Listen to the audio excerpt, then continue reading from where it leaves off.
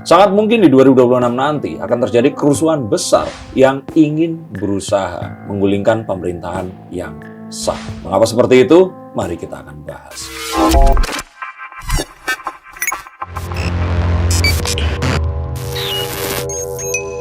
Halo, saya Sikers, kembali berjumpa bersama saya Denny Darko. Tidak ada yang namanya misteri, yang ada adalah tanda-tanda yang kita semua coba untuk mengerti. Dan ini bukan clickbait, bukan upaya untuk mendapatkan view, karena view saya ya pasti akan cuma segitu-segitu aja. Sebagai orang yang dituduh buzzer, termul, dan pendukung pemerintahan, saya ingin katakan bahwa kerusuhan besar sangat mungkin untuk terjadi di 2026, digagas oleh Gen Z dan akan berupaya menggulingkan pemerintahan yang sah. Mengapa seperti itu? Mari kita bahas.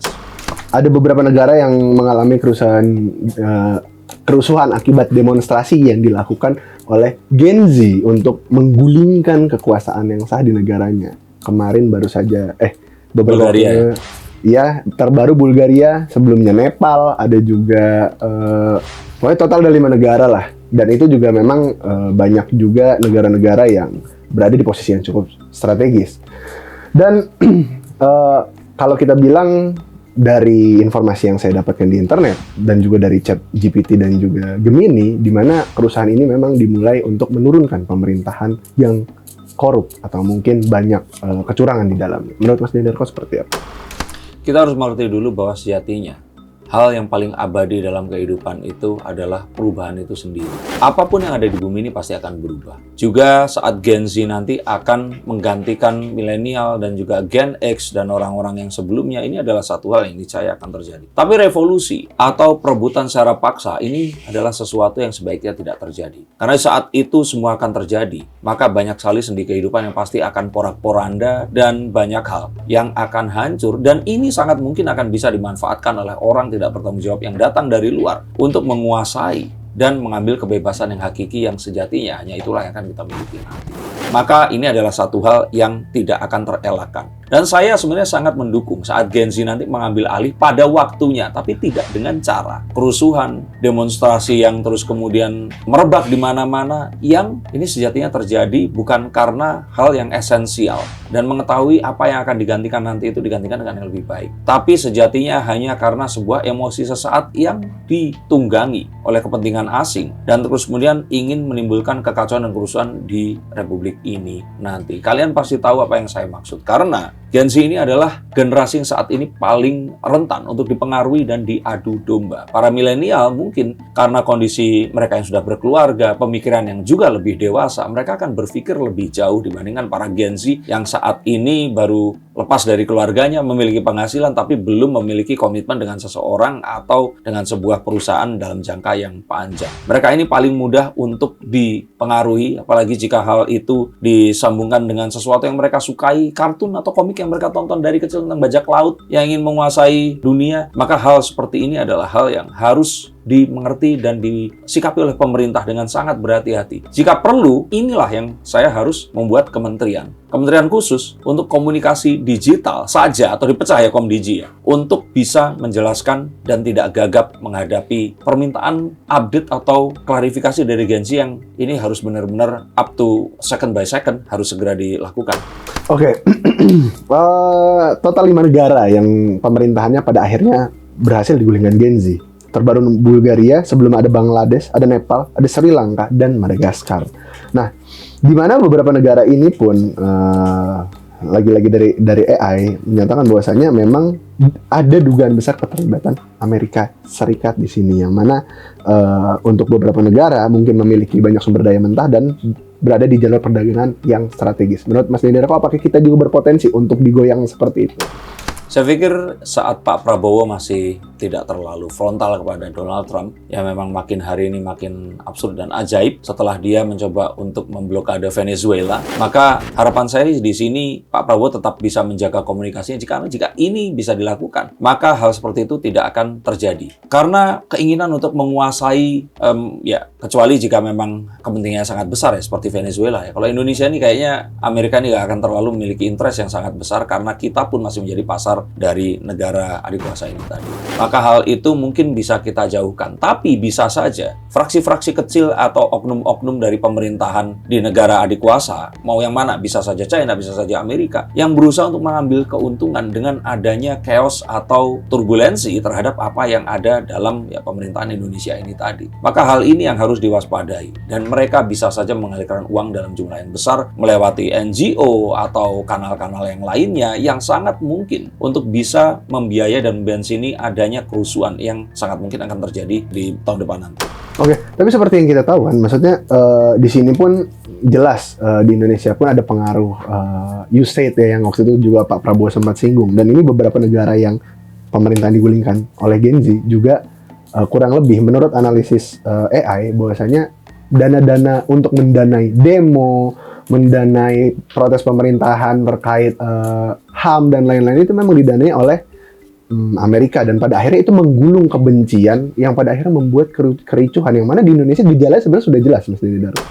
Betul, tapi saya mendengar dan baru mendengar adanya upaya dari pemerintah untuk memberikan KUR, tahu singkatan KUR? Kredit Usaha rakyat kepada para konten kreator. Nah, ini adalah upaya pemerintah untuk menggandeng konten kreator itu sendiri. Bukan membuat mereka ini jadi nggak kritis, bukan. Tapi untuk agar mereka ini bisa menyuarakan dengan memikirkan lebih banyak, kalau cewek bilang itu mindful lah. Pikirin gitu loh, kalau ngomongin sesuatu hasilnya ini akan lebih banyak mudarat atau manfaatnya. Nah, hal seperti itu yang sepertinya harus mulai digagas dan digalang. Kepedulian pemerintah terhadap para milenial, Gen Z, terutama konten kreator, karena mereka sejatinya adalah corong utamanya. Kalau mereka ini bisa kita ajak untuk berdiskusi secara langsung, bisa saja mereka ini akan lebih powerful dibandingkan rapat paripurna anggota DPR atau MPR untuk membahas sesuatu. Karena mereka sejatinya adalah suara dari masyarakat yang saat ini paling powerful, Gen Z dan milenial, yang terukur dan benar-benar realitanya ini bisa dipertanggungjawabkan. Saat seseorang dipilih menjadi anggota DPR, kita kan bisa saja melihat ini sebenarnya adalah seorang politikus yang dibiayai sangat mahal dan melewati satu proses money politik sehingga dia ini terpilih. Tapi kalau para konten kreator yang memiliki pengaruh sangat besar ini, mereka pasti adalah konten kreator yang benar-benar didukung oleh para pengikutnya. Dan kalau mereka ini bisa dirangkul tanpa mempengaruhi dan tetap bisa memberikan kebebasan kepada mereka ini, maka saya merasa bahwa ini adalah upaya-upaya cerdas yang bisa dilakukan pemerintah agar bisa menghalangi adanya kerusuhan yang sangat mungkin ini akan bisa digagas dan dilakukan oleh para Gen Z yang ditunggangi oleh pemerintahan asing. Maka orang-orang ya seperti Ferry Irwandi, Guru Gembul, Malaka Project dan sebagainya ini akan bisa bertindak sebagai, kalau saya kira ini pihak yang akan menahan agar kerusuhan ini nggak terjadi, tapi lebih kepada ayo kita salurkan bahwa sejatinya protes itu penting dan perlu, tapi upaya untuk menggulingkan pemerintahan itu bukanlah jalan yang demokratis agar ini semua bisa terlaksana. Tapi salah satu yang menjadi potensi terbesar Indonesia juga sebenarnya bisa saja digoyang oleh pemerintahan Amerika Serikat, karena ada 3 negara yaitu Bangladesh, Nepal, dan Sri Lanka yang pemerintahan sudah digulingkan itu diduga atau mungkin tercium lah dekat dengan Tiongkok, yang mana kita juga sekarang mulai mepet ke arah Tiongkok.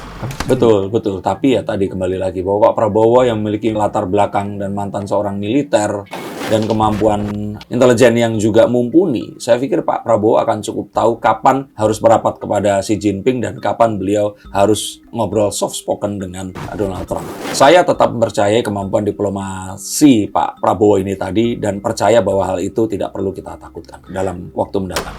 Oke, pasti kan corong besarnya selain memang maksudnya dari dana-dana asing yang mencoba diselipkan ke Indonesia atau mungkin dialirkan ke Indonesia, ini sebenarnya corong utamanya juga media sosial itu sendiri. Apakah memang berarti dengan adanya sudah 5 negara pemerintahan digulingkan, tindakan cepat pemerintah untuk mengontrol atau mungkin membatasi media sosial ini harus segera diambil?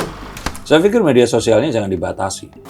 Tapi siapa penggunanya ini harus diawasi. Diawasi dalam artian bukan boleh di-hack atau di apa, tapi cobalah untuk melaporkan dan menggunakan media sosial dengan nama yang sesungguhnya. Jadi jangan anonymity. Karena anonymity itu memungkinkan yang bukan orang untuk menyerupai orang dan terus kemudian menggalang sebuah kebencian dan menimbulkan kerusuhan. Maka jika seseorang bisa held accountable atau disuruh tanggung jawab akan apa yang dikatakan, saya kira tertib ini akan membawa sebuah kebebasan lebih bertanggung jawab dan menghasilkan hal positif yang akan terjadi nantinya. Nah, dengan kondisi sekarang di mana satu orang bisa memiliki ribuan akun medsos, digerakkan dengan bot dan sebagainya, saya pikir hal ini yang harus diawasi. Dan saat seseorang nanti harus mendaftarkan dengan KTP mereka, dengan nama asli mereka, maka sejatinya silahkan kalian mengajukan pendapat secara bebas, tapi pertanggungjawabkan apa yang kita katakan. Sehingga nggak ada lagi momen lempar batu, sembunyi tangan. Terakhir, tapi kan sebenarnya yang kita tahu juga momen-momen penting yang terjadi di Indonesia juga banyak sekali percobaan untuk, mungkin kalau kita bilang, pihak asing mencoba untuk membelokkan informasi sebenarnya atau mungkin menutupi informasi sebenarnya, seperti kejadian bencana alam di daerah Aceh dan sekitarnya, Sumatera dan sekitarnya lah pokoknya intinya. Nah, ini kan juga sebenarnya cukup harus dikhawatirkan, yang mana pemerintah juga harus lebih cepat lagi untuk, ya kalaupun memang tidak menggunakan para influencer ini ya, minimal ada sebuah badan yang mencoba untuk menyebarkan informasi ataupun data yang sebenarnya seperti itu. Saya pikir ini kita masuk ke era di mana bahkan KOL pun itu sudah tidak percaya lagi. Maka jika ini dilakukan oleh badan pemerintahan, ini sesuatu yang juga pasti orang malah kan semakin nggak percaya. Harus ada cara yang lebih cerdas lagi. Dan menggandeng atau merangkul para konten kreator ini salah satunya. Tidak ada yang perlu disembunyikan, tidak ada yang perlu untuk difabrikasi atau dimanipulasi. Cukup biarkan para konten kreator ini tadi masuk langsung ke sudut-sudut dan kantor-kantor pemerintahan. Biarkan mereka melakukan apa yang mereka biasa lakukan. Mewartakan kepada pengikut mereka dan biarkan saringan ini berlangsung secara organik. Saya pikir Pak Prabowo itu bahkan bisa melakukan tabok silih tangan dengan cara ini tadi. Misalkan dengan cara nge-flash koruptor atau pejabat yang mencoba untuk bermain di belakang, di under atau apapun. Dengan itu tadi, ada sebuah undang-undang baru di mana para influencer dan para konten kreator ini boleh untuk masuk mewawancara atau melihat secara langsung apa yang terjadi, dan dari sini semuanya akan bisa di-assessment secara adil. Saya pikir Gen Z tidak untuk dimusuhi, milenial pun tidak untuk dikucilkan, tapi rangkul mereka, karena sejatinya ini adalah momen-momen dan juga masa-masa di mana mereka yang seharusnya memimpin kita. Para baby boomers, Gen X yang masih ingin berkuasa, saya pikir berikan kesempatan kepada adik-adik kita ini. Karena jika kita tidak berikan, mereka akan mengambil secara paksa dan kita akan menanggung deritanya. Apakah kalian termasuk yang setuju? Atau kalian mempertanyakan apa yang saya pikirkan? Tuliskan komentar di bawah sini. Jika kalian menyukai, silahkan untuk bagikan. Terima kasih, sampai jumpa. Wassalam.